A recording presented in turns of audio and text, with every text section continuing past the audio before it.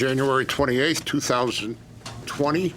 Please stand for the invocation by Scott Ryder.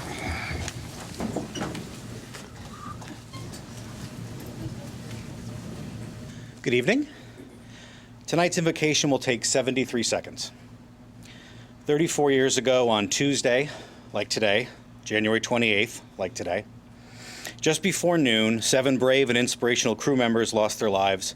Commander Dick Scobie, Pilot Michael Smith, Mission Specialists Elson Onzuka, Judith Resnick, and Ronald McNair, and Payload Specialists Gregory Jarvis and Christina McCullough, who, as you may recall, was a New Hampshire high school social studies teacher, not far from here, before having the opportunity to join NASA as the first teacher in space. Today is the 34th anniversary of the Space Shuttle Challenger disaster and those 7 heroes who, with their eyes on the stars, lost their lives 73 seconds after launch. I was 11. I watched it live on TV. Like all the students of the day, I wasn't aware of it at the time, but that day's lesson plan probably shifted pretty quickly for my teachers that day. I didn't know that now, but I do know that now. I didn't know that then. I want to thank my teachers, the ones who put up with me growing up, and thank our children's teachers here in Enfield, who inspire our students every day to also reach for the stars. Let's take a moment to honor those brave souls, and as soon as you can, please take a moment to thank a teacher from your past, or preferably one of your teachers today that educate our students.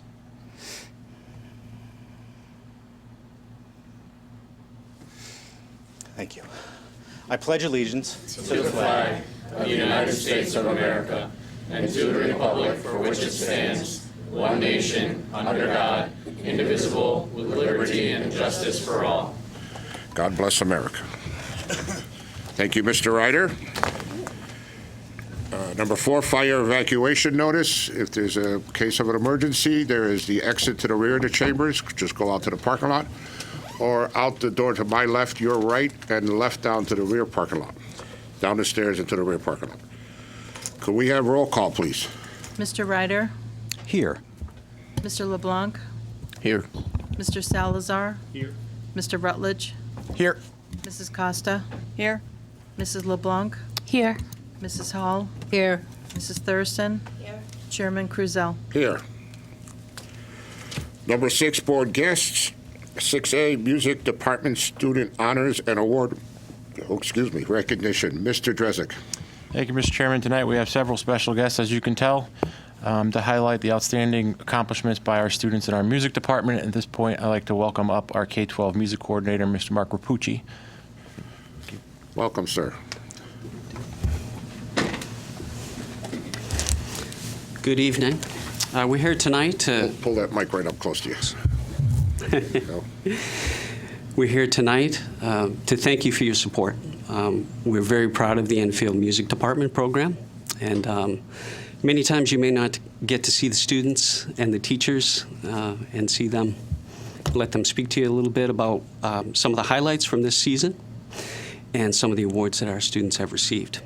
I'll be introducing the faculty from Enfield High School, music faculty, and they in turn will introduce a student that'll speak about some of our events, important events. I'd like to introduce Mr. Dan Wabno. Thank you. I'm Mr. Dan Wabno. I teach music technology at the high school. I'd like to introduce one of my students, Mr. Eric McGrath. He has taken Intro to Music Tech class and most recently our digital audio class, and is also a member of the Enfield High School Marching Band. Thank you.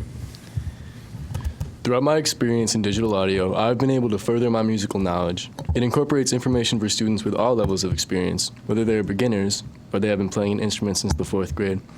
I learned a lot about mixing, mastering, and producing that I may not have learned outside of the classroom.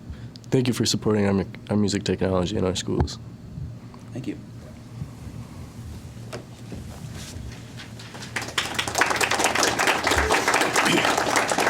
Incidentally, with your support, we've been able to replace all the keyboards in the music technology lab. The monitors have been replaced. We're working on workstations, individual desk workstations for all the students, updating the curriculum for them. Definitely is a real-world application now out there. We have students. Tanner couldn't make it tonight, but I know he's going on in digital audio and applying for some colleges next year. So thank you. The next teacher, Miss Alana Tariff. Alana is our choral director and musical and drama theater teacher. She's here to introduce a student to speak about the benefit concert. Alana? Hi, my name is Alana Tariff, and first of all, I'd like to thank Superintendent Dresik for coming to our winter concert, and I will definitely have Mr. Longy participate next concert. I would like to introduce Alyssa Dowding, our senior student. She's going to talk about our benefit concert, which allowed all of our ensembles to participate in one concert. Alyssa is involved in our orchestra. She is on the executive board of our orchestra. She's in our chamber orchestra. She's a senior. She is in Lamplighters, our after-school drama program, and is in our show choir. Hi, on behalf of the Enfield High Orchestra and all the music department, I'd like to thank you for supporting our benefit concert. We were able to raise $180 worth of goods for the Enfield Food Shelf. And I'd also like to thank you for your continued support for the String Festival and Fantastic Festivals program. Last year, we placed the Symphony Orchestra top throughout the entire Symphony Orchestra division.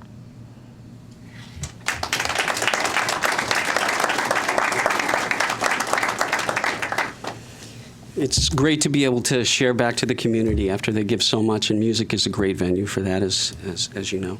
I was lucky enough when I was the band director at Enfield High to teach with Mr. Aaron Osview, who is the assistant band director and orchestra director. He would like to introduce a student to speak about the Tri-M Music Honor Society.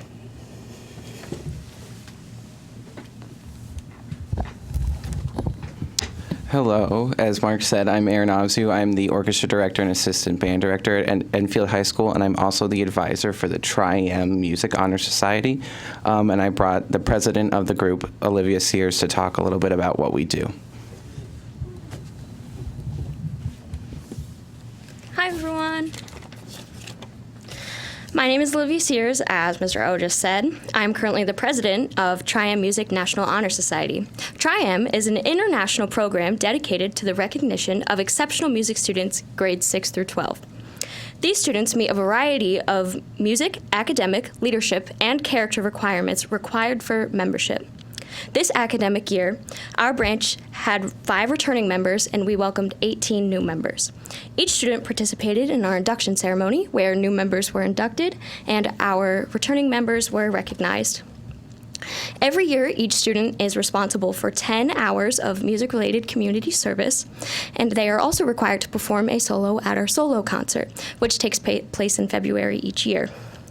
This past year, Tri-M National Music Honor Society has gone caroling in a local nursing home, and we have instrument petting zoos at the STEAM nights at Enfield High School, and we also partake in Program of Studies night at Enfield High School. The society, partnered with the senior class, has put on a talent show in the past, and students also volunteered at the Connecticut Music Educators Association Middle School Regionals Festival that was also took part in Enfield High School last year.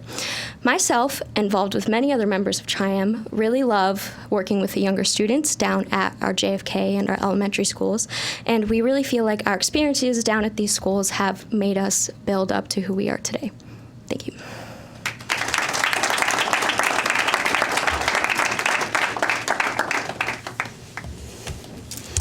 And taking over the program at Enfield High School, marching band and concert band and jazz, is a veteran teacher with over 15 years experience, Mr. Chris Dresko. He's going to introduce students to speak about CMEA Regional Festival. Thank you. Good evening. As many of you know, CMEA, Connecticut Music Educators Association, runs the regional festival. We're in the eastern region, and then those students who make it go on to audition for the all-state level. We were lucky enough to have 13 students involved in that this year, and both on the instrumental and vocal side. So I'm going to introduce 2 students who will speak to you. Our instrumentalist is Annabelle Daly, and vocalist Greg Holmes.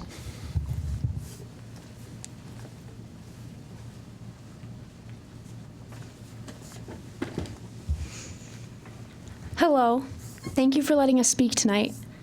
On behalf of Enfield High School and myself, we would like to thank you for allowing us to participate in events such as this because we have had such an amazing experience. Myself, I've been in this program for more than 10 years now within the music program, and I have participated in the CMEA Eastern Region now for 4 years. The following 13 Enfield High School choral and instrumental students were accepted into this year's CMEA program. We rehearsed and performed at UConn on January 3rd and 4th, and then we continued to have a concert in the Jorgensen Theater in front of all of the families and supporters of this program. In order to get into this program, we had to go through a competitive adjudication process and had to score high enough in reference to other students from the Eastern region, and the following 13 were able to do so. Representing Enfield High School in the band program was Lindsay Tchaikovsky, myself, Andrew Jones, Jackson Liver, and Abby Nasula. On behalf of the orchestra portion, which is an elevated band which involves both strings and select wind instruments, was Luke Barnes, Benjamin Carrier, Max Dumont, and Jonathan Legier. And this is my partner, Greg Holmes, who will introduce the orchestra, or the choral.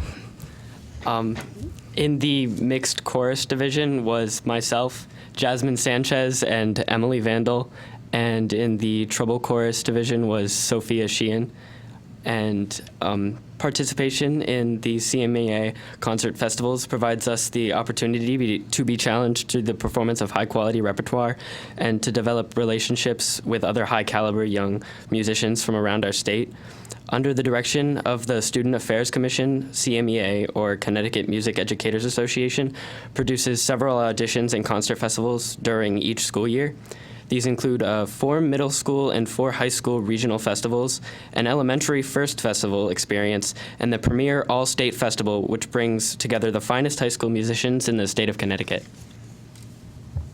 I'm not only speaking for myself, but on behalf of all of the students within the music department right now, when we say that this program really does matter to us, and being able to have played an instrument for so long and just being in the community and now being a leader within the band and continuing on in college with my music experience, I would like to say thank you.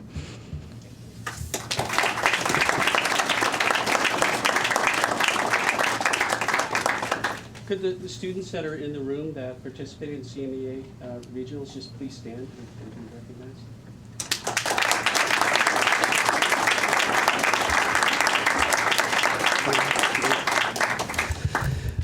Enfield is actually the host site for the CMEA Middle School Festival. We will have over 500 student musicians from this region in Connecticut participate March 6th and 7th and pack the auditorium for that evening, so it should be a great concert.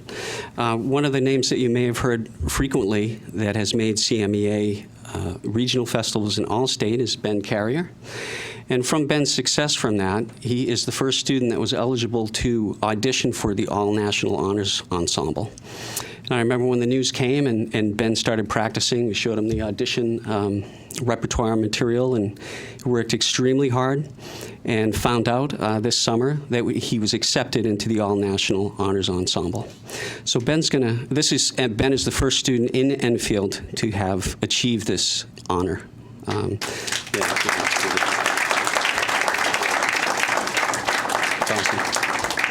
He'd like to tell you a little bit about his experience, and Ben?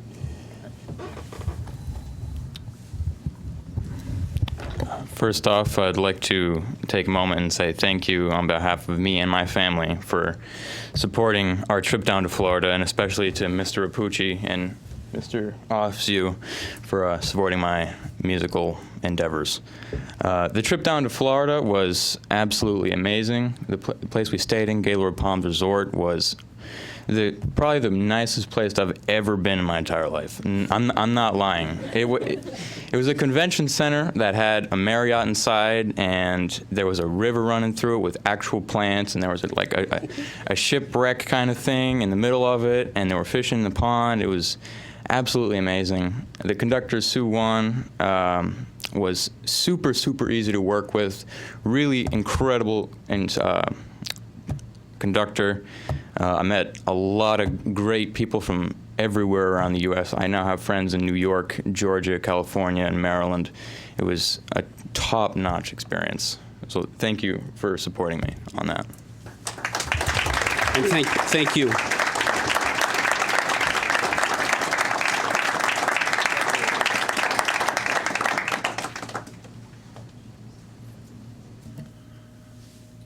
Well, I don't, can we get all the students to come up in front of us and we can get a group picture?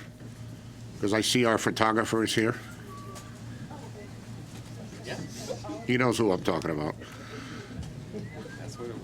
Block us, just stand right in front of us. Yeah, please. Nobody wants us, they don't want our See picture. yourself on TV. Yes, you'll see yourself on TV. I know, isn't that awful? Scrunch in, scrunch in. Yeah, get the Pretend you like each teachers other. too.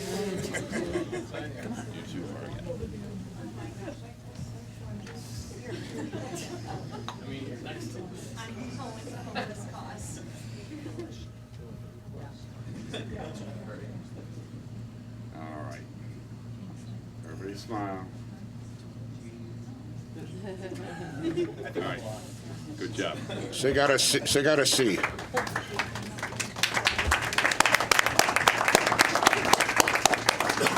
Any comments, I'll make a questions? comment. I'll wait for them to, I have a comment, I'll wait for them to sit. Okay. Mr. Blank. you Mr. go Chairman, while first. everyone's taking their Yeah, seat. go ahead, Mr. Driscoll. Can I just take this opportunity to apologize in public to Mr. Dresko for probably receiving an absorbent amount of emails since he's now come to work for the Enfield Public Schools that were probably routed to me, so any angry emails you received that had no bearing on your job performance at all, they're probably directing at me, so. Mr. Blank. I just want to thank you all and congratulate you on all your hard work. I have the pleasure of watching the Enfield High Marching Band on Friday nights at the football games. And at the start of each season, we're always like, I can't wait to see what our band is going to do. You guys, 2 years, I've watched you guys. It's been excellent. We go to other schools, and I kid you not, we sit in the stands and we're like, not even close to what we're used to. You guys do an amazing job, and everything you do, when you come up here and talk, you can tell you just love what you do and you love music. And I love that about you guys, and I appreciate you guys working so hard. And this is the stuff as a board member that makes me proud, because we have a lot of talent here in Enfield in many different capacities. And I feel like with the high school, we're trying to do more things to enrich, theater and music and stuff like that. And I hope you guys are reaping the benefits. And good luck to you for the rest of your school year, and good luck to you if you're seniors on your next endeavor. Thank you. Mr. LeBlanc. Hi, everybody. Great job. I love the drive and passion you all bring to your respective programs, and integrating things such as community service into it as well. I think that's tremendous. I know there's a recital coming up on the 13th. I look forward to attending that. And yeah, great job by everybody. Thank you. Mr. Ryder. I had a quick question. For the student that was representing Tri-M, did you say that you had an instrumental petting zoo? Yeah. And what is an instrumental petting zoo? And that might be my bad. No, you got to come up to the microphone. Yeah, please. I had to make a note of that because Yeah. I had not heard that phrase before. Although it does sound like you go and you pet instruments, which is strange, that's not what happens. Sorry. Students from below the high school level, or even from the high school level, can come into our instrumental music room, and they can go in and they can see what instruments feel like, and you can try them out a little bit and get a taste of what it's like to actually play an instrument, whether it be a wind instrument or a percussion instrument or a string instrument. So it's like a zoo, but you can touch it, so it's a petting zoo, but you're not petting things. Thank you. That phrase caught my ear, and I wanted to ask about that. Thank you. Okay, thank you. Ms. Hall.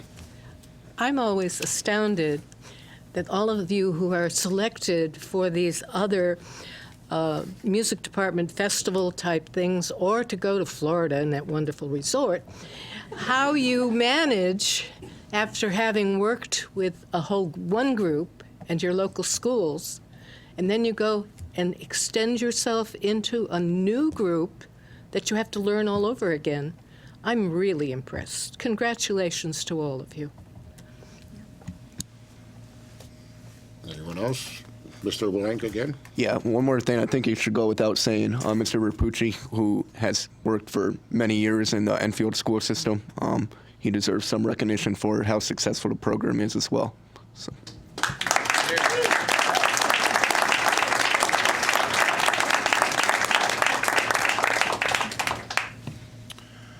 Thank you all for coming. Well deserved. Keep up the good work. Put Enfield on the map. Sing your hearts out. Play your hearts out.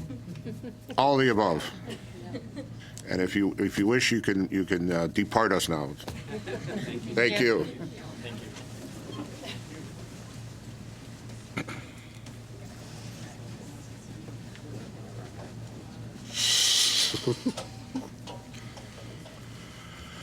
Do we all want to go up front for this? Or?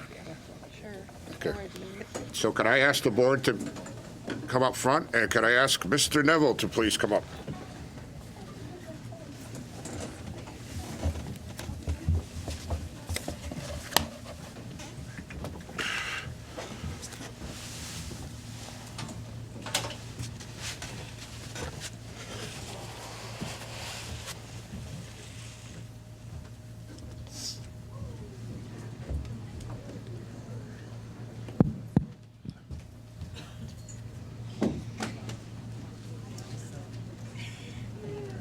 Well, Tim. Hello there. Well, Tim, I made some notes. 2011, you were elected, and you sat in a big chair for 2 years.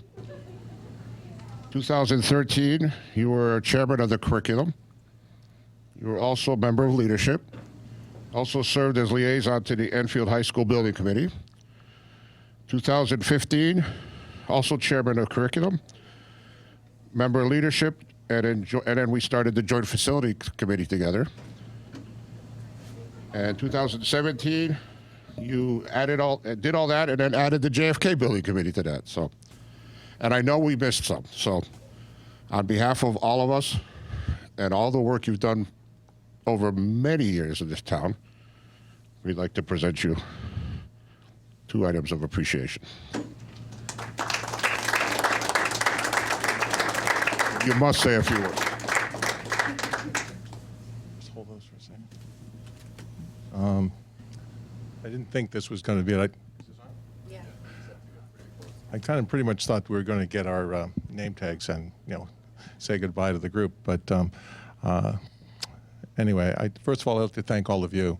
I think it's been the biggest part of my enjoyment here is what you guys get when you see talented people like our music people, who we've been highlighting for a lot the last few years anyway, and getting them out here so that everybody understands the talent. I think Tina said it best as well. We have so many talents among our students and our staff here that it's nice that we should highlight it. So I actually think that's more important than highlighting what we do. Everything I've done, I love to do. You guys know that. My passion is for the school system. My whole life has been here, and I just love doing it. I'm going to miss it. I'm going to miss all of you guys, okay? And I know that you're here. You understand the reason you're here. And I think you all put aside the labels except when we run for office, okay? Because you understand that we have one big message here and one mission here, and that's to take care of our kids and get the best we can for our kids. And I don't know all of you guys really well. It's a very, very brief tenure here on this 5th time around here, but I know in your hearts that you're here for the right reasons. And so I know all you folks, and I wish you well. I know you're going to carry out the tradition. Tina said the last time I was up here that she knows I'm going to be watching on TV, and she's right. Okay, and I know your phone number, so I know how to get a hold of you. But I'd like to thank everybody here for honoring me. This has been an honor and a pleasure for me to be here for the last 8 years, 39 years in the school system and so on. But thank you, and I think the work goes to you guys now. And whatever I can do to help, just let me know. I'd like to also thank the voters who have put me in here, who've had enough trust in me, and Chris and them who have supported me all these years. So thank you very much.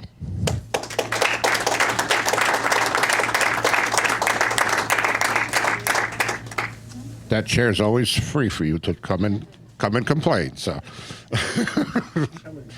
support too, but thank you.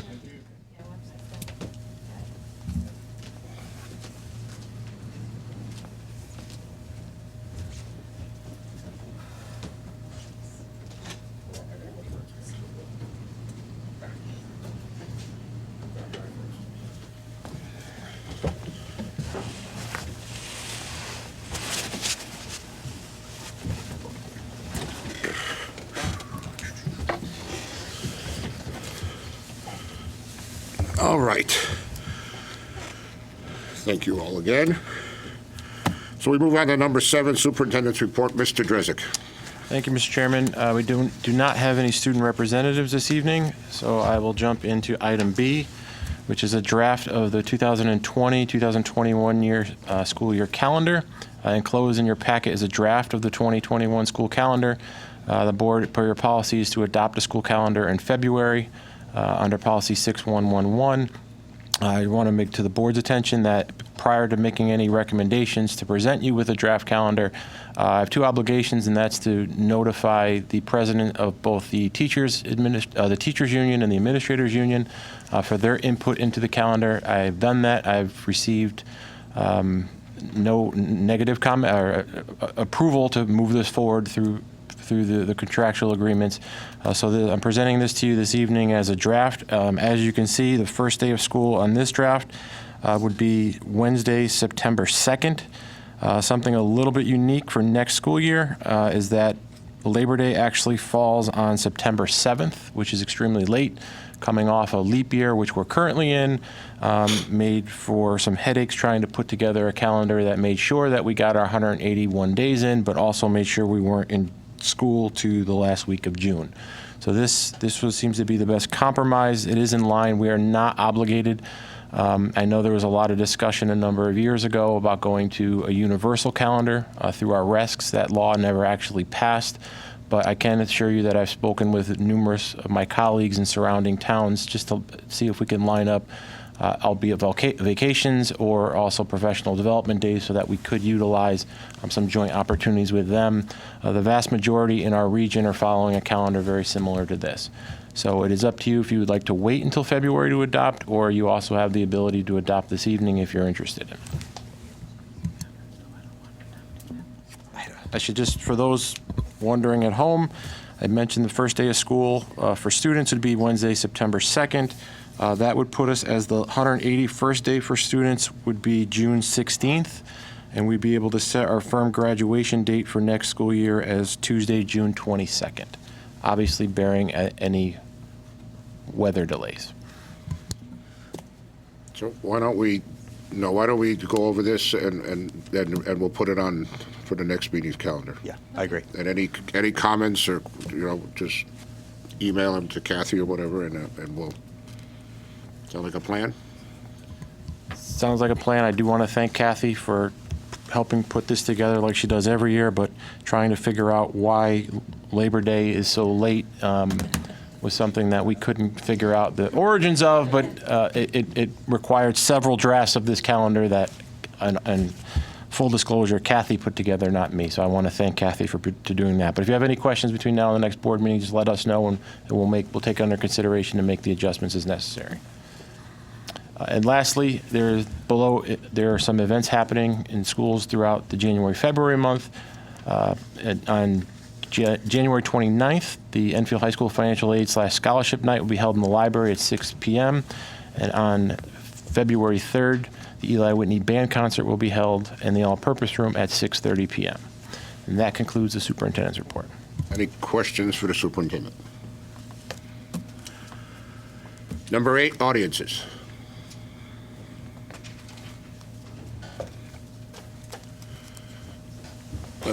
Remind everyone we have 3 minutes and 1 time. So I first, Monica Wright, name and address for the record, please.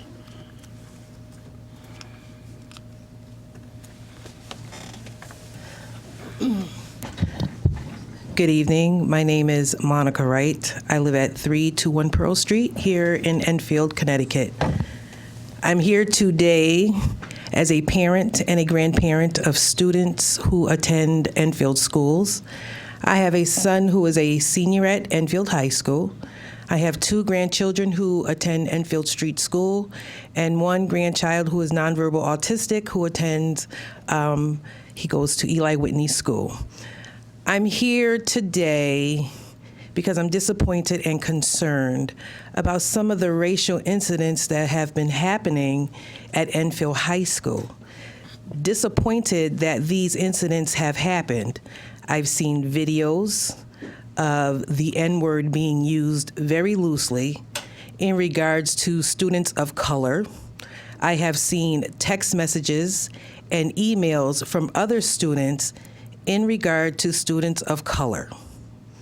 I have also heard my son come home and talk about incidents that are geared towards students of color. I have a daughter, her children attend the school, and her first thing to me was, "Mom, I don't feel safe with my kids attending schools here.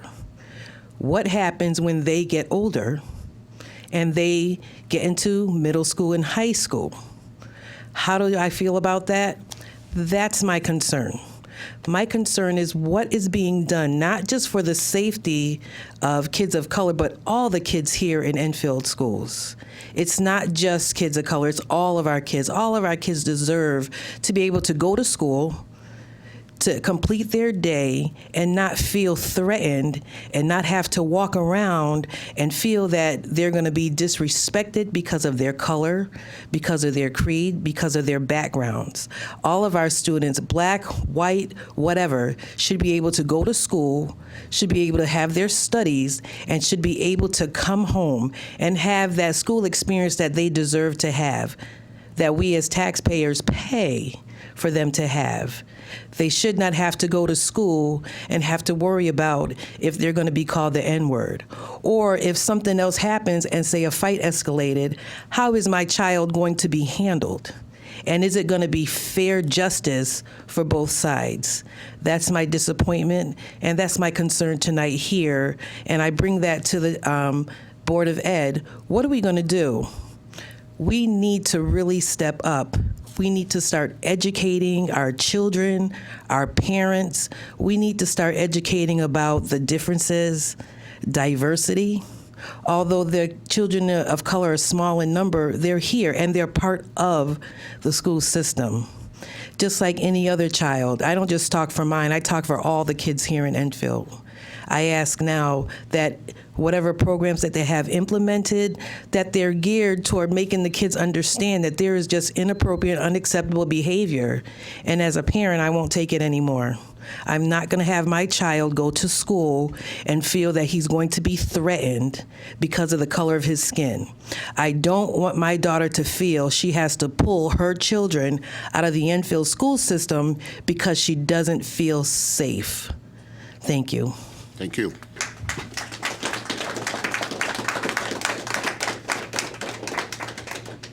Kelly Jackson.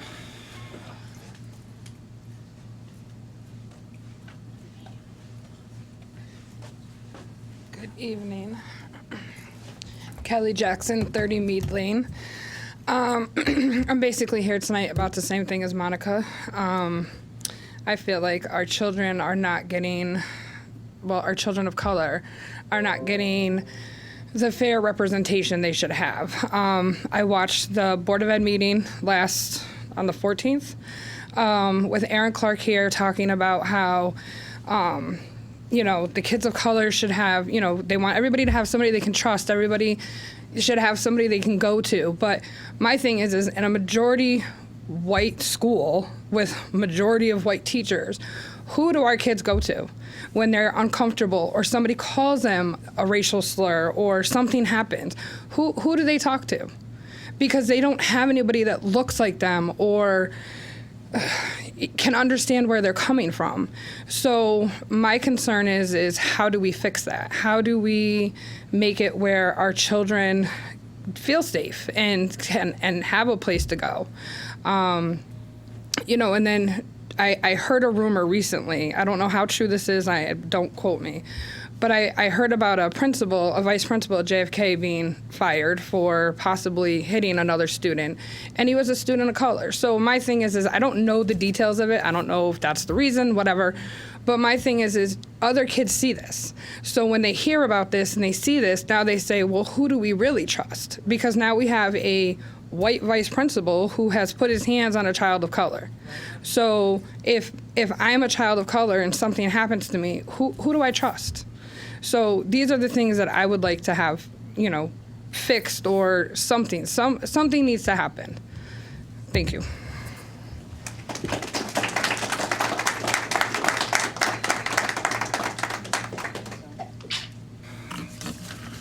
I can't read the first name, but it's McKnight. I'm sorry.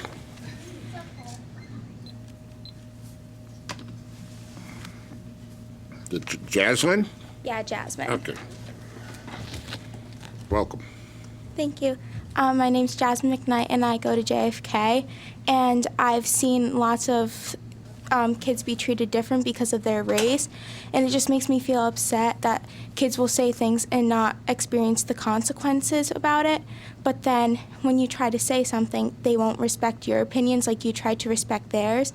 And like my sister, some kid called her the N-word in class one day, and she got in trouble for it, and the other kid did not. But when we tried to get something for the other kid, it was just like brushed under the rug and nothing happened to him. So when I go to school, I don't know what's going to happen that day because there's not a lot of people that look like me or teachers that are like me, so I don't really have anyone to go to for that. So yeah, that's it. Thank you.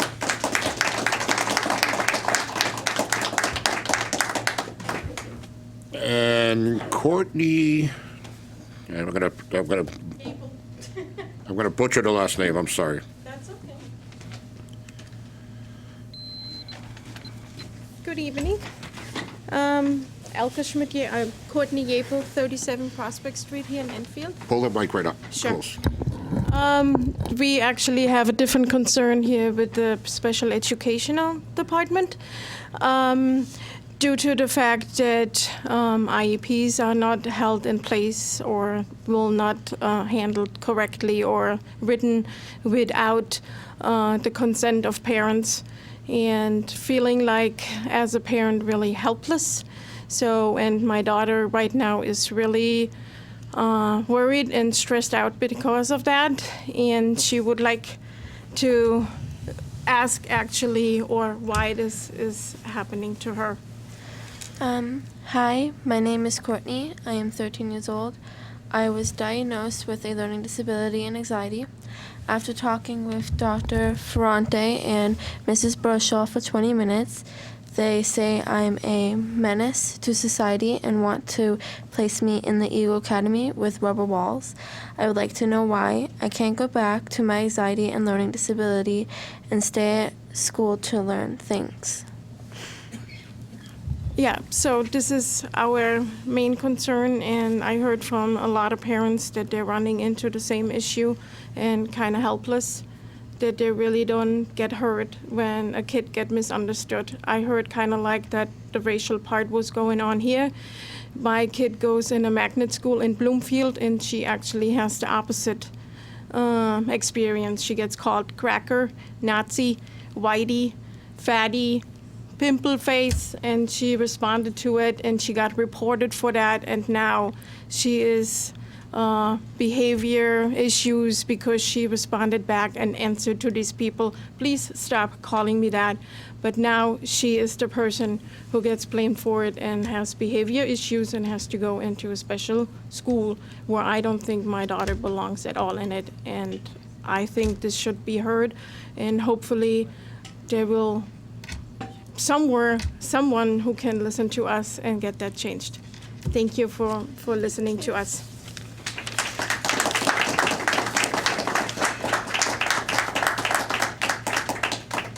That's all I have, so I declare public communication closed.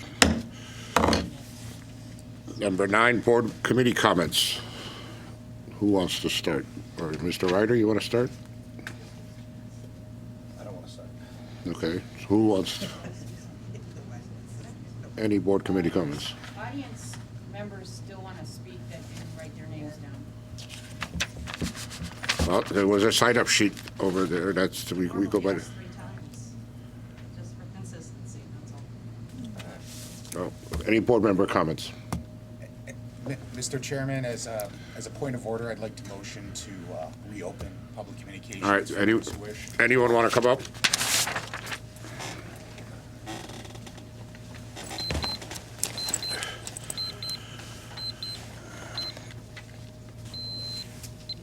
And name and address for the record, please. Yes, sir. The name is Chad Woodyard, 6 Parkway Drive. Unfortunately, I'm reporting the same news as Monica Wright as far as the racial incidences. It's not new. My wife and all her siblings have been called nigger in Enfield Public Schools, and all of our children have been called nigger. And my youngest son is in high school now, Enfield High. Unfortunately, nothing has changed. That's a fact. Now, what we need to do, I believe, is, again, come to a common understanding. As we saw a young lady who was Caucasian, she's also being called a racial epithet. What we need to do is find out why are we doing this. We all want the same thing. A roof over our heads, clothes on our backs, shoes on our feet. It doesn't matter the color. We all want the same thing. So what should we do? Talk. Communicate. I'm not different from any one of you. You're not different from any one of us. We're the same. We're all Americans. We're all Enfield residents. All we need to do is just to talk. Just take the time to talk and find out what do you like? What don't you like? And from there, we can solve this. We can really solve this with communication. But we have to be aware of the slight differences in our culture. It does not mean it can't happen. It can happen. We've seen it happen. But we have to want to make it happen. Not for us, but for the generation after us and the generation after that. It won't happen for us. It didn't. But we can have it happen for everyone else. And that's what I think needs to be done. And that's what I have to say. But thank you for your time. I really appreciate that. Thank you. Sir, could you, sir? Jeff, can we just get your last name? Yeah, pass that down and have them fill that out. Anyone else want to speak?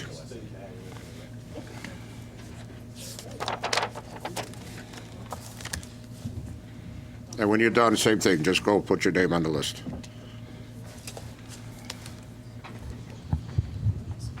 I wasn't going to speak, but this fine gentleman has encouraged me to. Name and address for the record. Susan Braun, 17 Light Street, Enfield, Connecticut.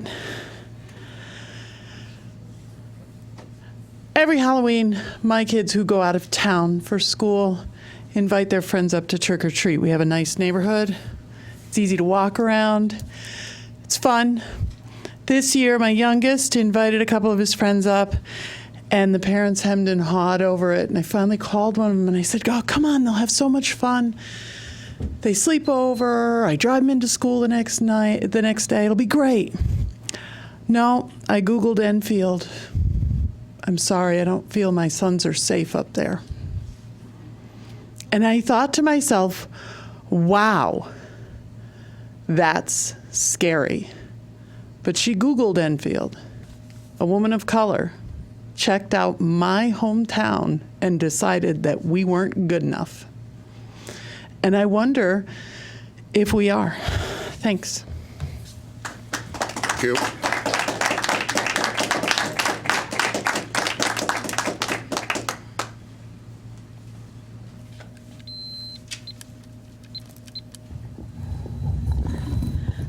My name is Linda Costin, and I live in Bloomfield, Connecticut. But I worked up here in Enfield for about 6 years, back in the 90s and early 2000s. There were a lot of challenges that were going on with the businesses at that time. And I was with the state of Connecticut Economic and Community Development, and we had also had a housing department. And there were a lot of challenges that young people, the business people, the workers that were coming in on H-1B visas and immigrants coming in, and they had challenges, and we had to work with the state of Massachusetts with some of the items that were going on at that time. I am a member of the Greater Hartford NAACP, and we had been approached by several families within this town, some of which said that they had challenges running for political office and trying to get accepted within the town, some of which said that they had children from elementary school all the way up through high school that were being called negative names, the N-word, and many other things. And we are concerned and want to make sure that the children's voices are heard. Now, I had an opportunity to talk to a few families over the last month or so, and I know some of the children said that they would like to have some type of club in the middle school, in the high school, where the young people of color can actually have an club time, I guess during that half hour of the day. But they will need an advisor to help them out to get the club started. And I know the legislature in the state of Connecticut is working on young people of Latino and Hispanic background and young people of African American background to learn more about their culture and history. I know some of the men and women have married or have children by people of different races within this town. And Bloomfield had the same problem. I have been living there for 38 years, and you had to have all kinds of cultural events that went along with your PTO, all kinds of things like food sessions and getting to know each people's cultures, their music, their dance, their operation, and getting a chance to bring that into the actual curriculum so that people felt comfortable. And that means people of all colors, you know, coming to the United States from different places and not being accepted and feeling as if people don't know about them and their backgrounds. So the educational portion of it, and the Board of Education and the superintendent may look into talking to some of the other superintendents on how they have handled these situations and make it more comfortable for young people to learn. Thank you. Oh, could you give your name and address for the record, please?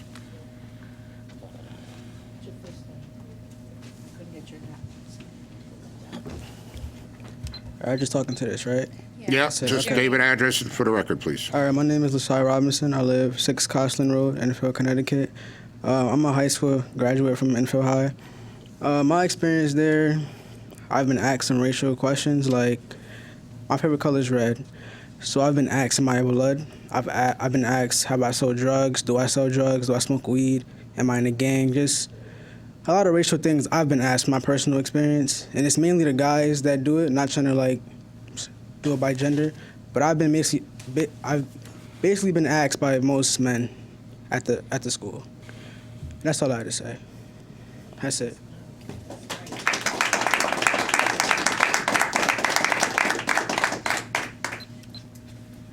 Anyone else? Anyone else? Anyone else? So I declared public communication closed.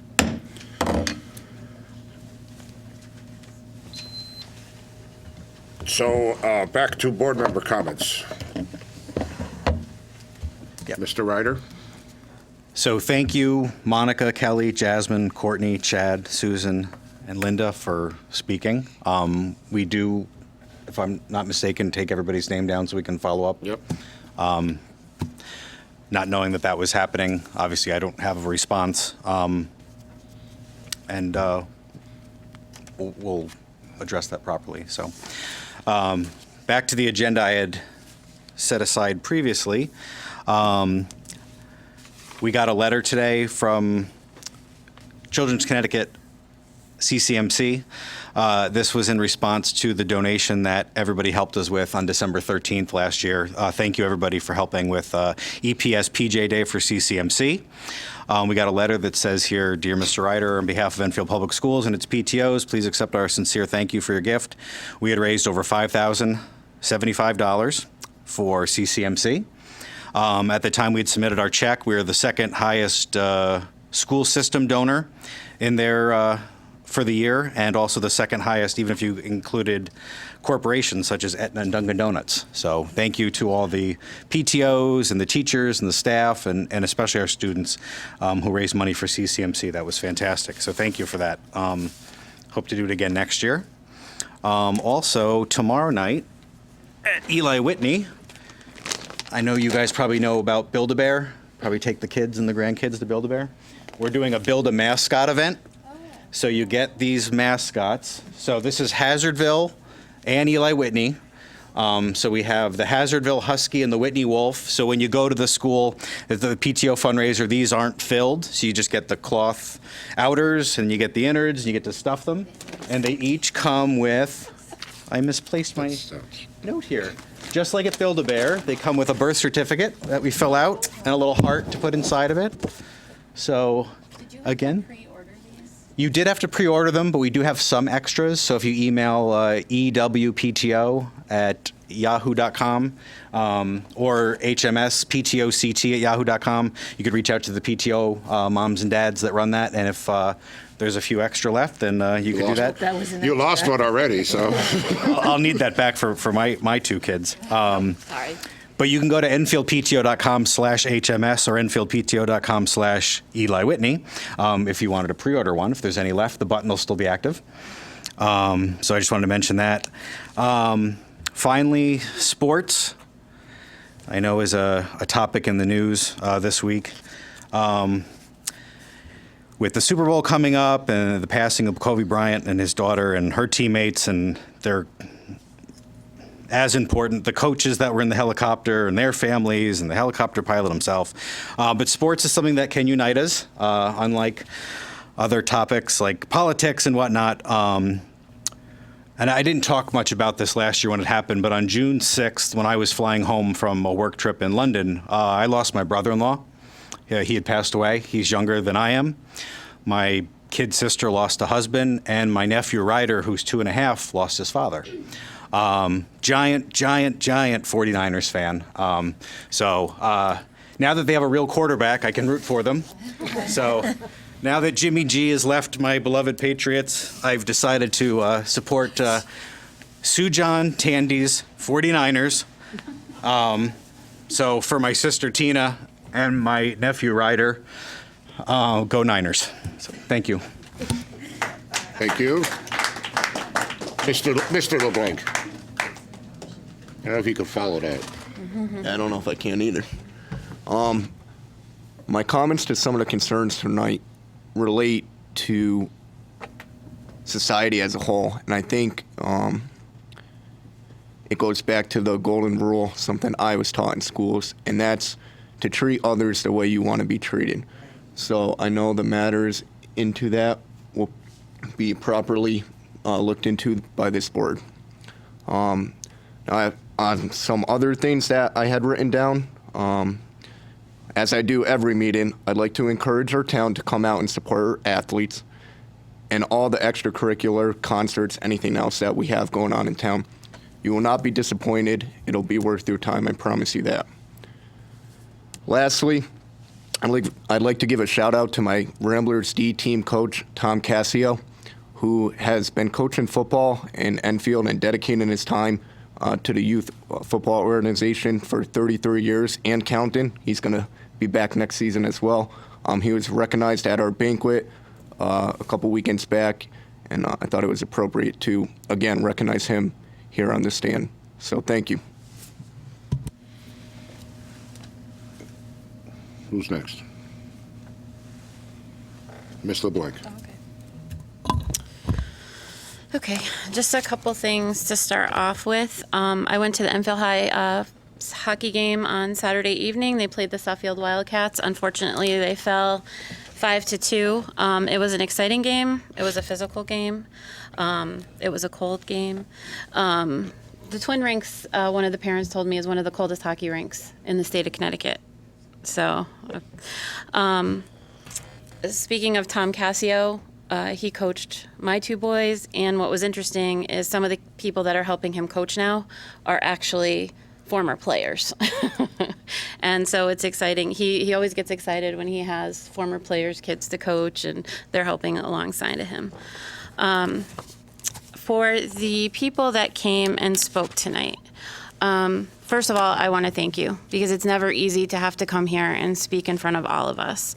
I appreciate the adults coming out, but I really appreciate the students because I think for the students that makes it's even harder to have to come here. I'm a parent, so I know when your child is going off to school and there's stress or anxiety or you don't feel like they're safe, it's not a great feeling. And as parents, we want to be able to make our children feel safe every second of every day. And when we feel like something's out of our control, it causes a lot of stress on all of us. So your concerns have been heard. I'm picking up on what Jonathan said, that I feel that there's a lot of issues in society as a whole. I feel like that we kind of live in a world where hate is a little bit more accepted than I'd like to see right now. And with the recent, we've had, Kobe Bryant passing away, and we've had different personal people in our lives. Life's too short, and we should value each other, and it shouldn't matter where you came from or what you do. It's, we're all people and we should be treated that way. But we do hear you. I hear you. And as a board, we can move forward. So thank you. Anyone else? Oh, Ms. Costa. Sorry. Thank you. I also want to thank the folks in the audience who came up to speak, and like Tina, especially when the students come up. I attended the Parkman Winter Chorus concert last Tuesday. The students did a phenomenal job. Not just the singing, but the students that presented the songs did a great job. It's good to see these students getting an opportunity to enhance their public speaking skills. I loved the last song they did, No School Tomorrow If It Snows. I'm sure after this relatively calm January, they're singing this song daily.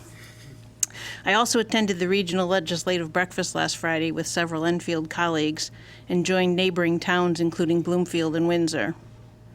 Besides the major topic of we need more money from the state, the major topics of discussion were special education funding and a general discussion on education expenses. I think it's worth noting that in the discussion on special education, it highlighted the significant increase in students with disabilities, especially in the birth to 3 age group. Enfield is already addressing this issue through the Child First Initiative. And if you happen to watch or go to the town council meeting last week, there was a presentation on that. Our Eagle Academy is successfully bringing many students back to Enfield, resulting in not only keeping our Enfield students in Enfield, but saving money. The conversation about education spending spoke of the need to have better working relationships between Town Council and Board of Ed, as well as looking into the possibilities of shared services. Again, Enfield seems to be ahead of the curve. We have a very good working relationship with the Town Council, and we've already started some shared services, such as our building and grounds custodial staff, etc. Just a reminder, there's a pancake and eggs and sausage breakfast Saturday, February 1st, to benefit the Jack-o'-lantern Festival. It's their 20th anniversary. There will be princesses and superheroes there as well. Does that count you? Are you a superhero? Or no? It's $5 a person. Children under 3 are free. Sorry, Jonathan, there's no student pricing here, and you won't pass for under 3, so you're full price. Thank you. Mr. Rutledge. Thank you, Mr. Chairman. Going to echo some of the comments and just thank the people who came here to speak tonight. What you did showed a lot of courage. To those who've had to go through that, I'm very sorry. I'm going to reserve, with the chairman's discretion, I'm going to reserve some of my comments on this matter for my comments about what's going on with the policy committees. We're actually dealing with policies in this regard right now. So some of my comments are going to that are specific to policy will be reserved to that. I'm confident that our superintendent's office will look into any of these incidents. To the students that actually had to deal with this, I'd like to use expletives, but that would violate decorum here. To any student that had to deal with that, all I can say is I can remember as a kid watching TV, and I remember there was a commercial for Crayola. There was a family of color and a father talking about his children, saying that he hoped that one day color would just be something his kids found in a box. That was 40 years ago. maybe 35. It's kind of sad we're not there yet. But to the students that have to deal with that, the only thing I can really say at this point, other than that, I'm sure we'll deal with it, is that, be strong, because as soon as you let those people that say that to you take up real estate in your head, you're letting them win, and don't let them win. Be the bigger person. Aside from that, regarding JFK, about the JFK PTO, the next meeting is on Tuesday, February 4th at 6:30 in the middle school library. Bethany Olette runs a great Facebook page, the JFK Middle School PTO page. A lot of information there. She's a great leader. And we talked recently, and all of us board members have been invited to the students versus faculty basketball game on Friday, March 6th in the JFK Gymnasium. Game starts at 6:30. I think they may still be looking for volunteers to help out at the game with various functions. So if you're interested, please reach out to Bethany. Also, they are sponsoring a brick fundraiser where bricks can be purchased. They'll be used to pave a walk path to the flagpole post reconstruction. If you're interested in purchasing one of those bricks, if you go to the EnfieldPTO.com JFK page and look for a section called That's My Brick, there's information right there as to how to purchase it. And you can also reach out to jfkmiddleschool.pto@gmail.com. It's one final item for now. One thing that we seem to pride ourselves about our school is the ability for out-of-classroom learning, or the ability to actually put what you learn in a textbook into practice. I know we've talked a lot about like the manufacturing programs at Nuntuck and how that gives students some real-world experience. One piece of feedback I've gotten from a lot of constituents is a need to update our website, enfieldschools.org. I receive feedback that sometimes it isn't as user-friendly as it can be. Sometimes the information can be out of date. As one case in point that seemed to be rectified later in the day, weirdly enough, but we got an email today from a parent with some questions about the future of our music program at JFK. I did forward that email to our superintendent's office, but I had noticed that it included some board members who are no longer board members, and when I checked it in the morning, the current board members' emails were not up on the website. Weirdly enough, later today, right before this meeting, I checked, and they were there, but that's all a little bit beside the point. One thing, after looking at the website, myself, I said, I thought, this could definitely use a little bit of a makeover. And thinking about this out-of-classroom learning experience, why not give some of our students the opportunity to help out with that and learn at the same time? We all know IT fields are some of the most in-demand careers of the 21st century. Assuming a website enhancement project could be in the cards, perhaps we could turn that into some type of internship project.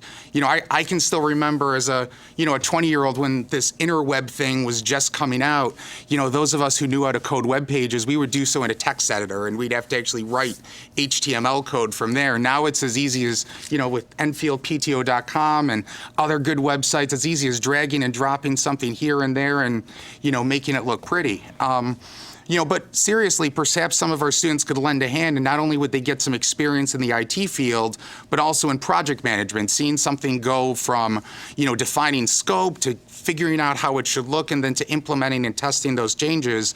And frankly, that's the kind of learning and experience a lot of colleges and employers are going to be looking for when they consider applications to those areas. I mean, let's face it, none of us would want to have our home remodeled or our car repaired or even surgery performed by somebody that just read about it in a textbook. That's why the out-of-classroom learning is such a vital component of our education. So, as I said, again, maybe just a thought, maybe involving our students in some parts of IT in our schools where, we could allow them to do it would actually benefit their academic development and their career prospects as well. Thank you. Mr. Salazar. Well, excuse me. First of all, I want to acknowledge all the speakers earlier today. Certainly the parents, students, and also the ex-student. We heard mostly about racial concerns, and we also heard about how a student has been incorrectly classified. And I can assure you that all of the comments that we heard this evening have not fallen on deaf ears, and I know that I'm speaking for every other member of this board. I feel that confident that we all feel the same way. Having acknowledged that, I do want to tell you, and this is something that I do regularly, which is, plug the the mentor program at Enfield Schools. And this is not, I'm not mentioning it today in the context that this is a solution to all of our problems, but many times we hear about the issues that we're facing in the school system and throughout society, and we say, what can I as an individual do to contribute? And I think every little thing that we do in that regard in an attempt to contribute is a positive thing. And in that context, I mentioned the mentoring program at Enfield Schools. You have an opportunity to work with a child to impart them some, not instruction necessarily, but some behavior, some culture. I do that myself, and I know that that's been rewarding for me, and I believe it's being rewarded for the student as well. So there are things that we can do, and I encourage everybody. One of the speakers mentioned communication, so I encourage everybody to not feel that we're drowning and we can't do anything about it. If you can take a small step and incite the conversations to take place, as it was mentioned, then I would definitely encourage everybody to do so. And I know for our part, once again, I'm repeating myself, but I know from our part that we will definitely look into this and attempt to address all of the issues that were brought in front of this board tonight. So, thank you. Anyone else? Ms. Hall? Our cultural differences, whatever your color, have been issues for years, and they seem to cycle. I have many friends in many different groups, and would like to know how we're going to get this discussion started for those of you who suggested that we need to talk together.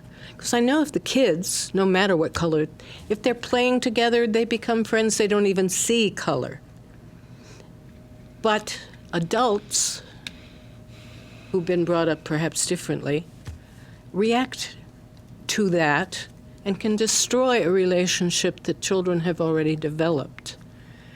And I hope that we could come up with a method or place or whatever process for that cultural difference exchange to happen.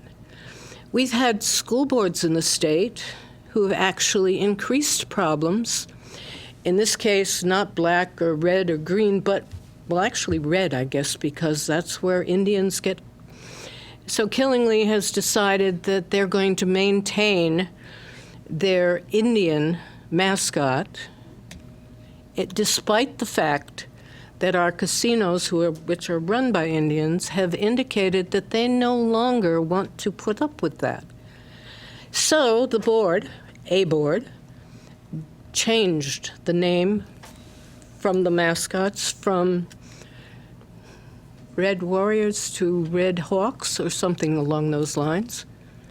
And then a new board took in and decided they wanted to keep their old mascot no matter what. So they went back to the old one. So these cultural differences are magnified on a statewide level as well as the local.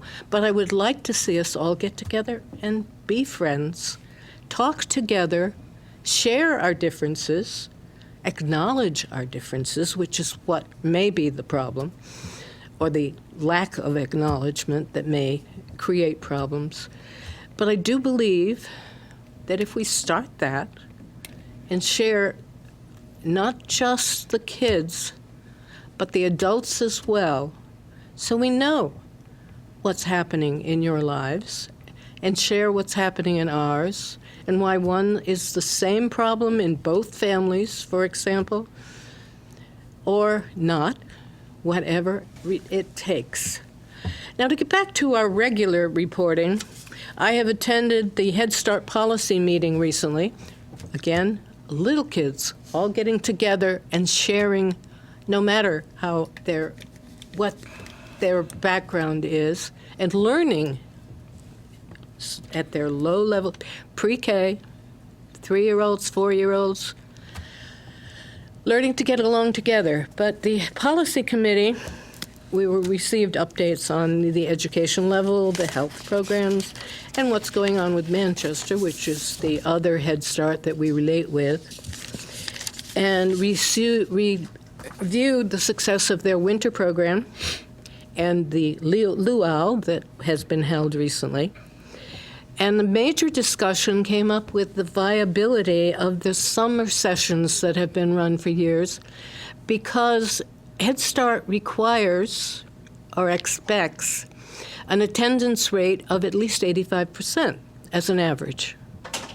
And the fact that the recent summer programs have been going up and down on a daily basis, so that could range from 40% to 90%, depending on the day of the week or the day of the month. So that has become an issue that will be discussed as they do their self-assessment. I also attended the CREC Council meeting, and two major points that I want to share with you. And one of them actually has a relationship with what the audience has talked to us about. All of the school systems, or I believe all of the school systems in Connecticut, have problems with minority recruitment. In other words, finding teachers to make your students happier because they look like them. To have a few in a school is a good idea. CREC has developed a new program where they're creating their own minority teachers by having established a resident program, which currently has 12 individuals in it, who will be working for, I believe, over an 18-month period. Every potential teacher, and that's what they start out as, potential teachers, must have a bachelor's degree and an interest or desire to be an educator. So they're going through an 18-month program, working closely with teachers in the magnet schools, learning what it takes to be a teacher, with the hope, that is the CREC hope, that they will then become teachers in the CREC magnet schools. Now, these are individuals who have not signed a contract, so there's no guarantee they will become teachers in the magnet schools. We might be able to recruit one or two or more. But that's not a guarantee by any means. The other issue that I think I should bring to your attention is one related to the census, and this is 2020, so we're going to be having the census this year, and a representative of an early childhood organization in Connecticut brought to the attention of the CREC Council that one of the areas where the census falls down, and has, is the failure to count young children, especially those under the age of 5. And wants to all of us to be cognizant of the fact that all of these children need to be counted for the benefit of all these programs that we want to have in place. So keep that in mind when you're getting all these forms and your neighbors are filling them out too. Make sure those little kids, particular, because the older ones kind of show up, but the little ones can be hidden apparently.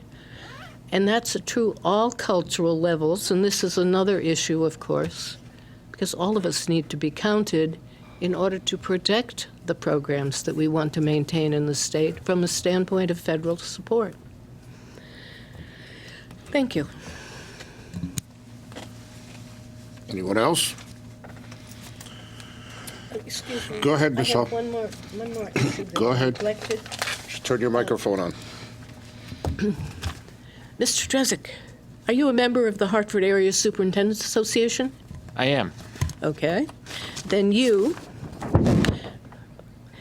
us, that is the Connecticut Association of Boards of Education, and the Capital Region Educational Council, which we're all represented on, have a legislative breakfast coming up this month on February 20th.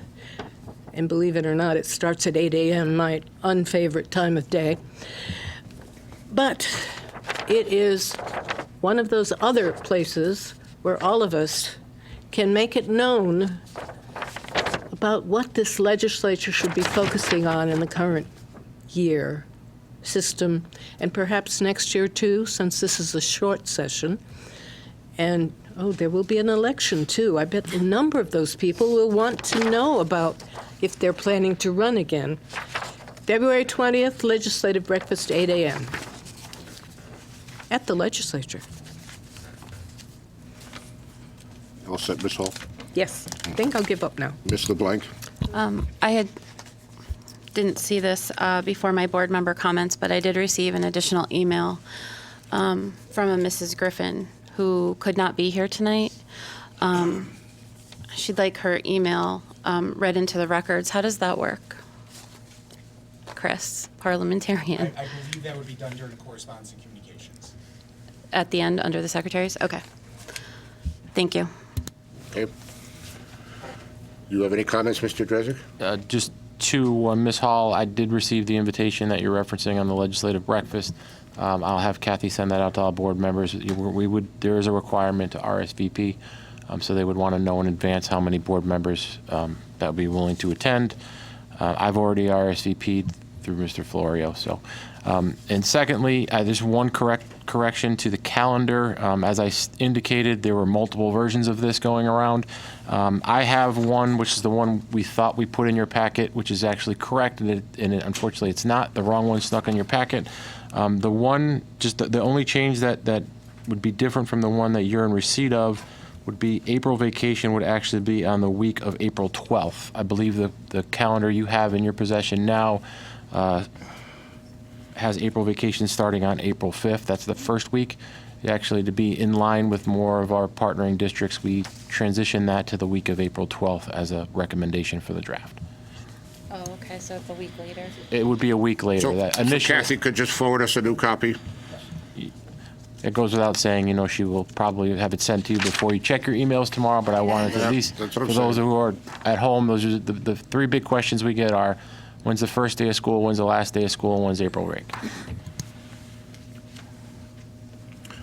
So again, I would also like to thank the people that came up and spoke. I'm not happy about it. It's not, our schools are to teach children, come in the morning, learn it for the day and go home. It just frustrates me that this goes on in our schools. And we just had this building we built. We're working on JFK. We're presenting the music departments. All of the departments are doing good things, and we have to hear these stories. And it's just, and again, it's not our problem. It's a society problem. But if it's something we can start a dialogue and start discussing, then I'm all for it. So. Buzz Robotics is starting their building of the new robot. That was recorded. And so their season has started. That's the board And I'll leave it at that. Number 10, unfinished business. Policy 9132, Standing Committee of the Board, second reading. Do I have a motion to accept the second reading? So moved. Second? Second. Any discussion? Mr. Chairman? Yes. All right. Thank you. Actually, for discussion, I moved to approve the second reading just to kind of get the discussion open. I'm actually going to be voting against this policy for the time being. At the last policy meeting, we had I think Mr. Ryder and Mr. Salazar and I had a good discussion. The reason this policy was revised was to make some improvements to the policy in addition to letting it reflect what actually happens. But unfortunately, I think that in the revisions to the policy, we actually left more unanswered questions than need to be there. I think the policy needs to be more clarified, allow things such as having one member of a committee be able to proxy their vote to another member should they can't make it. I think it needs to specify the balance of alternates on various committees. I also think it needs to indicate what the priority is. Should a proxied vote versus an alternate member's vote should Mr. Chairman, you attend a meeting, who gets priority if all three people so happen to show up? I think we made a good start on it. I want to thank Mr. Ryder, actually, for pointing some of these things out. His arguments were actually very persuasive on that and made us rethink this. You know, the goal isn't just to put forward a policy to revise it for revision's sake. It's to actually make sure it works and it's going to work right. So for that reason, just going to say I will actually be voting against this so that at the next policy committee meeting, we can revisit, make some additional changes, and then bring it back to a future Board of Ed meeting for another first reading. Thank you. Mr. Chair, may I request or suggest that we simply table this rather than having a vote on it tonight? Mr. Chairman, if I could answer that from both a parliamentary procedure and chair of the policy committee perspective, we could do that. However, that would actually delay the process because then we would still need to revisit it in policy committee and then bring it back. So if we were to table it now, That's what happens with tabled. Well, right. No. Well, actually, this is my parliamentarian talking. Actually, it's a motion to postpone indefinitely. I've been wanting to say that for 2 years as parliamentarian, and I've never been able to. But seriously, so let's hypothetically say we were to table it at this meeting. What would happen is we'd have to come back at the next meeting, remove it from the table, vote it down to then send it back to a first reading. If we just vote it down now and make the revisions, it saves one step in the process. From a parliamentary procedure, we would have to take it off the table to revisit, and then it would go back to a first reading anyway. So that's why I'm personally going to vote it down so that we can just restart the process as quickly as possible. I don't necessarily agree with what you've said, but fine, let's go ahead. Any other discussion? Roll call, please. Mr. Ryder, Voting against. Mr. LeBlanc, No. Mr. Salazar, Against. Mr. Rutledge, Against. Mrs. Costa. Against. Mrs. LeBlanc, No. Mrs. Hall, No. Mrs. Thurston, Chairman Kruzel. Against. Motion does not pass. So we'll take it back to policy and let them revisit it and bring it back at a future meeting.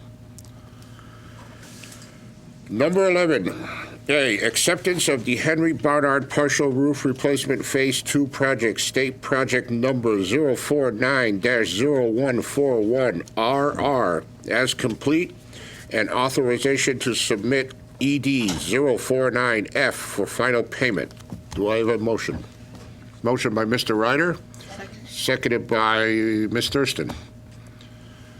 Any discussion? This is just to submit the final draft to the state for the town to get their 71 or 72% reimbursement. Roll call, please. Mr. Ryder, I vote to accept it. Mr. LeBlanc, 4. Mr. Salazar, 4. Mr. Rutledge, 4. Mrs. Costa, 4. Mrs. LeBlanc, Yes. Mrs. Hall, 4. Mrs. Thurston. Yes. Chairman Kruzel. 4. Motion passes. You guys are just a hoot. 11B, action, if any, regarding fiscal year 2020-2021 budget. Go ahead, Mr. Ryder. To your suggestion from earlier, I would vote that we collect all of our questions at once, to present them to the superintendent all at one time. Yep. Versus a one here, one there, and kind of condense our questions and present them I reached as out one. to my caucus that we would present one joint sheet, and I'm assuming you're going to be doing the same thing. Yes, sir. Okay, so we're not asking, and not everybody's asking the same question over and over, so I would like to. please. I would like to let our administrative team know the kind of information I would be looking for, and that is the numbers of students going to magnet schools, and that would include the VOAG, and are any of them going to a technical high school? Like Cheney. Like Cheney. Yeah. Yeah. Those numbers I would appreciate. And I have a question that really isn't quite budget, but it was caused or instigated by the budget presentation, where the various spending per student, per DIRG, us, CREC, and the state were presented. My question is, does the CREC costs get averaged in so that it's part of the state average? I asked the CREC director, and I got a very confusing answer, because he said all of the CREC students come from your local schools, so he didn't know either. But those are the questions, and I know those will require research. I appreciate and I want to echo what Ms. Hall suggested. Obviously, we'd like to answer any questions that the board may have. The sooner that you can get them to us so we can be prepared, because there's obviously things we don't know off the top of our head. One being the number of students in magnet schools, and I'd be more than happy to get that information for the entire board. But with regards to the per pupil expenditures, my understanding in the way that the state calculates is when they come up with this state per pupil expenditure number, every student and every dollar in the state is built into that figure. Then if you go on the state of Connecticut's website, and I can certainly send you the link as to exactly where I found the information, it's all divided by the same denominator per town, per building, as well as per CREC. So you can actually see per school for CREC. You can see, I just did CREC in general for the purposes of the presentation. So my understanding is they're all included in that number, but again, I wouldn't want to step on Director Florio's toes on that. Okay, so we'll leave that on the table. 11C, we're going to pick up after our executive session. So we move to 12 board committee reports. Curriculum, Mr. Salazar. Thank you, Mr. Chair. We had our meeting on the 23rd last week. We touched upon 3 different areas that I'd like to summarize here for the board and for our audience. We spoke, or actually the curriculum representatives from the school district presented to us what is called the high school pathways, which is basically all of the programs that they have created and are available to students at the high school level that want to pursue a education beyond high school. Very impressed by all of the programs that they've created, the partnerships that they have established with local community colleges and through the community colleges with some very reputable universities as well. So I encourage anybody, any of the parents and the students themselves that may be watching this, that hear about this, to truly look into these programs. I was impressed. I can't say it any other way. Very impressed with the opportunities that are being created for our students. Another area that was a topic of conversation at the meeting was the NGSS scores or results from the assessments that were conducted towards the end of last year. We, as a school district, we did very well. I encourage everybody that is interested in looking at the results themselves to visit the following website, EdSite Connecticut. So let me do it letter by letter. edsight.ct.gov, and you can see the results by school for the entire school district, and also how we compare to the rest of the state. And finally, we spoke about requirements changing for wood technology classes, and that was the more mundane of the tasks, but obviously it was also one that has an impact, and we all agreed that the changes that were proposed were the correct changes to implement. So that is my report. Thank you. Mr. Chairman, may I add one thing? Yes, please.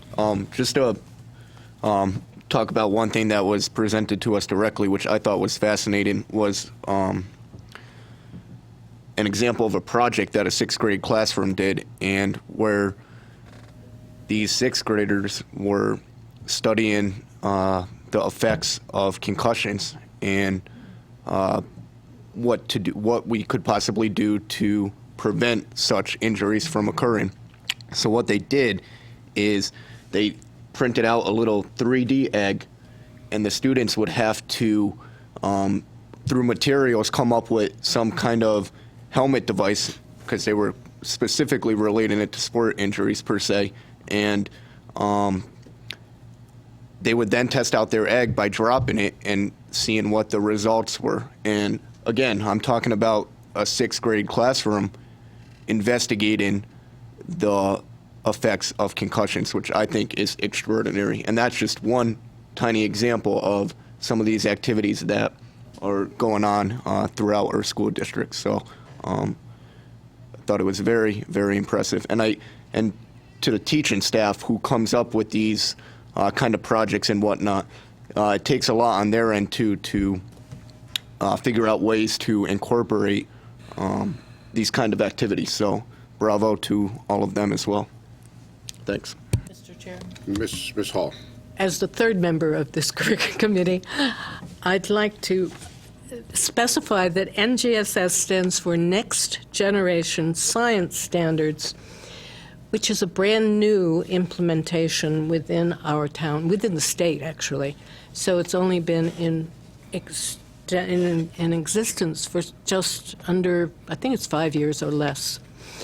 And the first couple of years testing was given to test the test, not to test the kids. And it has been implemented 1 year at a time, 1 grade level at a time. And yet, our 11th grade ended up at the top of our DIRC, absolutely at the top, to the point where other school systems want to know how we did it. The 3rd grade and the 8th grade were kind of not quite so toppy at the top, but they did well.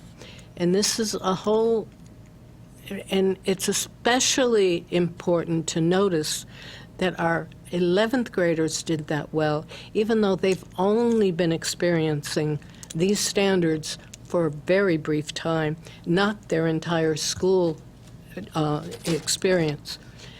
And I think, well, this is part of my bragging that I recommended.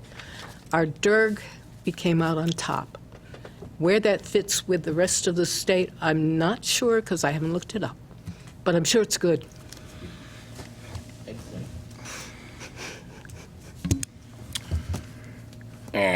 Finance, Ms. Costa. Our next meeting is February 10th. Policy, Mr. Rutledge. Thank you, Mr. Chairman. The next policy meeting is meeting Wednesday, February 26th. We will obviously be looking at Policy 9132 again. We are also continuing to go through the 5000 series, which talks a lot about student policy, student discipline, and very importantly, as it relates to tonight's discussion, policies against discrimination of students. As a matter of fact, on one of the very first pages of the policy, it states discrimination among students attending our schools with respect to race, color, religious creed, age, marital status, national origin, sex, sexual orientation, physical disability, genetic information, gender identity, or expression of political ideology is prohibited. I wanted to bring that up only because of the tenor of the discussion tonight, but we will continue to go through this series. Hopefully at a Board of Ed meeting in March, we'll have a first reading of this. It is a very lengthy series, so I appreciate everybody's patience on this. But the team is definitely going through it diligently and making sure that everything we have in this policy not only matches what we're doing, seeing what we need to also do, but also meshes with state and federal guidelines. So thank you. Leadership, we have none. Joint facilities met last Thursday. Discussed the next roofing plan and fill me in. What? That was more. It was a lot about the town stuff. You know, the roofs Yes. seem to kind of be taking care of themselves. The plan is good. And then we had a solar presentation too. Yes, So, yeah. so more to come on that.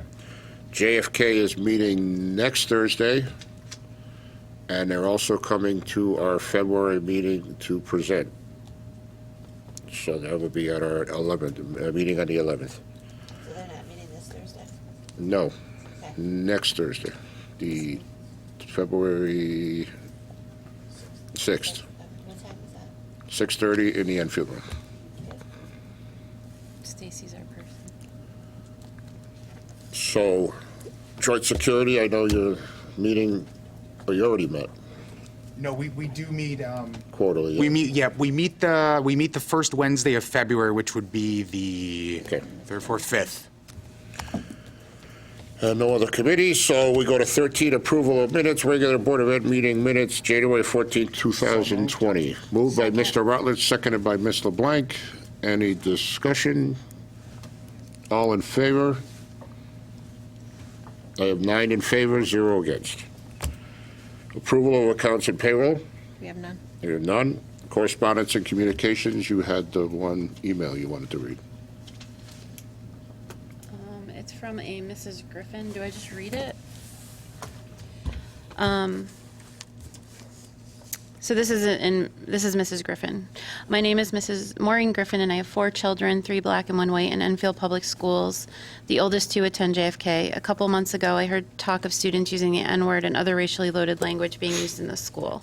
Over the years, I've had many conversations about race with my kids, so I asked my son if he had encountered this language in school. Without hesitation, he said yes. My response was how it's definitely present in greater society, but school should be a place where he can be comfortable and learn without putting up with this and its invasion into his peace. His reply broke my heart as well as made me proud of the young man he is becoming. I may be off a word or two, but he said, "Mom, I'm black." That's never going to change. It happens all the time, and you just have to let it roll off your back and keep doing your thing. There's wisdom in his words. It's not about him as an individual, but rather it's about the ignorance and limitations of the speaker, and he will not be held back. Recently, the topic of school climate for black and brown kids has come up once again. Once again, I checked in with my kids. Do they think there's problems with racism and school climate at JFK? The answer is an unequivocal yes, primarily among the students. This should concern every single one of you. Building a world-class school system of tomorrow today is the stated goal of our town, but what is the legacy of the current climate our children of color and their white classmates and siblings encounter in school? Do we want it to be racism, pervasive, and real, deal with it, or where all of our students embark on the path to their dreams? I certainly hope it's the latter. May I give a word of advice to you all as a white mom to black and white kids? Don't hide from the fact that we are shortchanging all of our children, and please don't aim to not see color, for that just devalues the depth and breadth of perspective that the history and experiences of communities of color can bring to the table. We do not know what we do not know. There are people here at the ready to help our schools change their climates and become a world-class system of tomorrow today. Lay aside your differences of good intentions and not all white people. In humility, open your hearts, ears, and minds and listen to those who have lived with racism and succeeded despite ever-evolving roadblocks of racism. Welcome their input to help make their children's ancestors' wildest dreams. Thank you, Maureen Griffin. Thank you. Anything else? No. So I need a motion to go into executive session related to matters related to personnel, pending litigation, and a prospective supply contract. Motion by Ms. LeBlanc, seconded by Mr. Rutledge. Any discussion? All in favor? We are going into executive session at 8:40, and we will not be returning to TV, so good night. Thank you.